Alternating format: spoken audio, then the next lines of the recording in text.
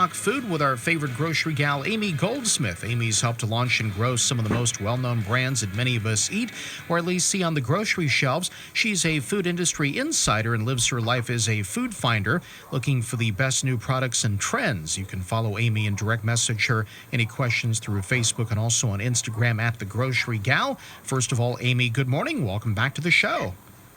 Thank you. Good morning, Ben. Well, good morning. So, Amy, we had a listener call in, and they asked a question. They want to know if Santa Maria grows the most strawberries in the U.S. I'm going to go ahead and say yes, they do, but that's because I'm biased. But anyway, I don't know what you could find out for us.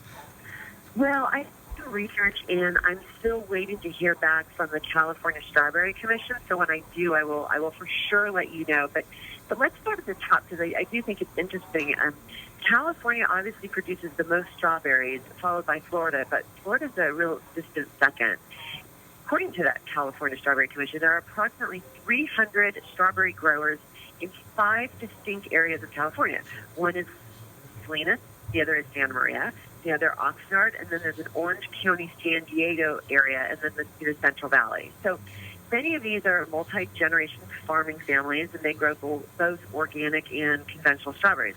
So farms in Watsonville, Salinas, and Santa Maria harvest from March through November. Okay, Oxnard and Santa Maria produce a second crop beginning in October and end in December due to late summer planting. And then Oxnard, Orange County, and San Diego produce strawberries during the winter. So this is how strawberries in California are available all year long. But for many years, Ben, Watsonville, Salinas actually produced a majority of the strawberries. And I'm still waiting to hear if that is still the case.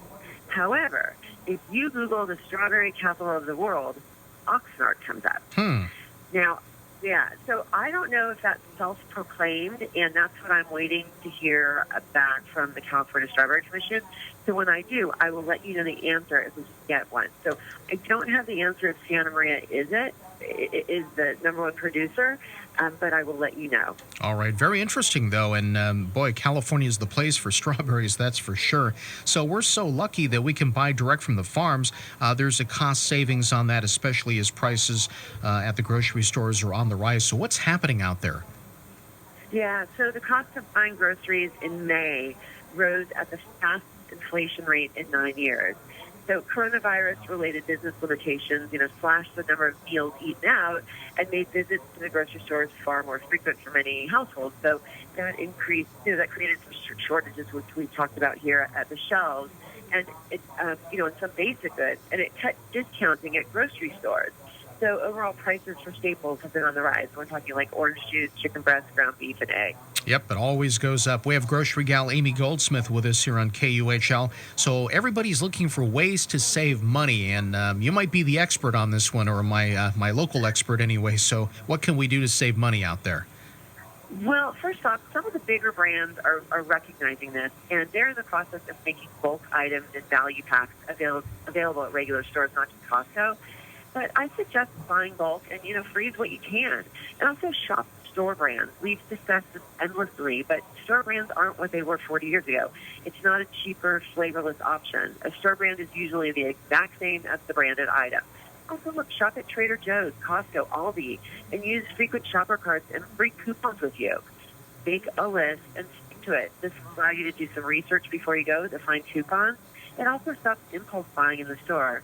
And, again, when you're in the store and you see those end of aisle displays, we call them end caps, those aren't always on sale. So don't impulse buy that item. Look in the aisle to shop for pricing. All right. I did buy some chips impulse buying there because they were at the end of an aisle, so I'm guilty of that. Yeah. Those might have been cheaper in the aisle. Yeah, probably. So all right. But anyway, You've told me to shop in various stores for various reasons. You're the expert, so I want to ask you about stores, and you can tell me, what to buy there. We kind of do the same thing in my household. But tell me a little bit about Trader Joe's. This is one of my favorite stores. Right. So I buy a lot there.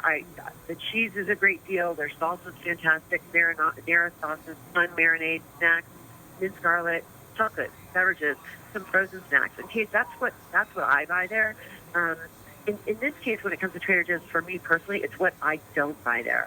I don't like their prepared, ready-to-eat foods. I don't feel like they're safe, to be perfectly honest. We've talked a lot about prepared foods and food safety. I question it. It's how long it's been sitting there.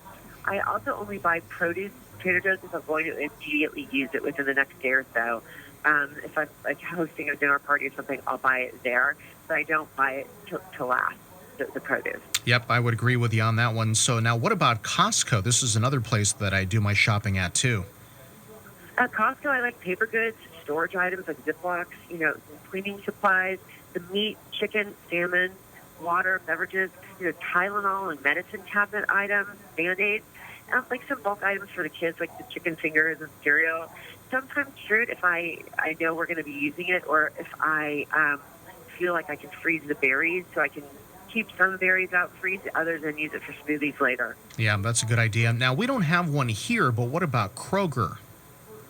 So the Kroger stores are like Ralph's, Food for Less. Those are all fall under the Kroger brand. Snack items for the kids, I think like prepackaged serving items are great from there. Salad dressing, condiments, beverages, cleaning supplies. I really use Kroger type of places for center aisle items. Also like cream cheese, just staples, ice cream, soup. But I'm also more likely to impulse buy there because they often have good deals with the frequent shopper card. Ooh, yeah, that's a good idea. And when I was down in Southern California with you last year, you took me to a store that was near your home there in Los Angeles. So tell me about that store. So that's called Vicente Foods. It's a one store. It's not part of a chain. It's an upscale market, probably more like your Spencer's. Okay. So there I buy my produce, my bread, fresh items, perimeter store items. I find that the produce lasts much longer. Although I must say, lately I've been buying from a farm in Oxnard that's been delivering to me, and it's amazing. I'm so happy with it. Oh, that's good. So then what about Whole Foods? So honestly, I'm really not a Whole Foods shopper. If anything, our Whole Foods has the best flowers, and that's where I get floral gifts if I'm going to someone's home or I need to drop off flowers for an occasion. Fortunately, all my stores around me actually have, organic items. So I don't have to make a special trip to Whole Foods. But if you are, shopping organic in your local stores that don't have it, that probably is the place to go. Prices at Whole Foods have come down since Amazon took over. But for me, I'm fortunate that's not the only place in town to shop. All right. But from what I'm kind of gathering, the information that you gave us, it seems like every store has something that would benefit a shopper. So I guess it is important. I know that usually on Tuesdays I'll get those circulars in my mailbox. So it's important for people to go and see what's on sale, I guess, right? Absolutely. Look at your circulars. Those will have information for you. Use your frequent shopper cards. And the average shopper shops at about 5 stores. So, this is not unusual. Just be cognizant of what you're buying in each store and how long it lasts, because it's not worth it. You're getting a good price on it, but it's only lasting a couple days. It's not worth it. You're better off paying a couple cents more to stretch it out, do not throw it away. All right, good advice there. Don't forget Grocery Gal Amy Goldsmith joining us here on Thursdays. She's a food industry insider and lives her life as a food finder, looking for the best new products and trends. You can follow Amy and direct message her any questions through Facebook and also on Instagram at The Grocery Gal. Amy, before we wrap up, you and I were chatting before we hit the air this morning that you have a new puppy in your household. I do. We have a new English Labrador Retriever. Wow. We named him Edison after Thomas Edison. And actually his name is Edison Kellogg after the creator of cereal. Okay. True to my professional roots. So Edison Kellogg. And, he's delightful. He's about 9 weeks old. So it's like having a newborn in the house. Pretty much. It's a lot of work, but it's a lot of work, but we're having a good time. Oh, we saw some pictures on Facebook, and this dog has enormous paws. Yes, he's going to be a big boy. But welcome to the family, Edison Kellogg. Oh, that's fabulous. Well, Amy Goldsmith joining us this morning. Amy, we'll look forward to the next visit, and if we hear any more from the California Strawberry Commission, I'm sure we will talk about that too. I'm on it. I promise I'm on it. All right, sounds good. Amy, thanks a lot. Thank you, Ben. 742 birthdays and anniversary wishes if you've got them. 928-1440 is my number. In light of recent events, California Tacos and Tap Room will be open and adding online ordering for delivery or takeout to the Santa Ynez Valley. Head on over to CaliforniaTacos.net. Place your order, pay online, and stay safe.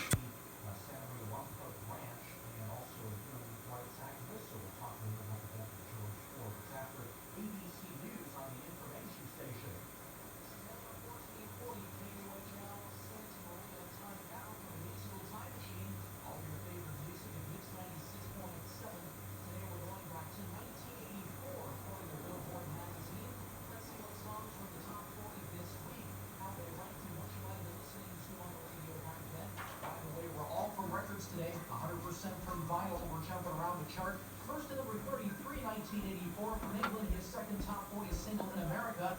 It's Howard Jones and the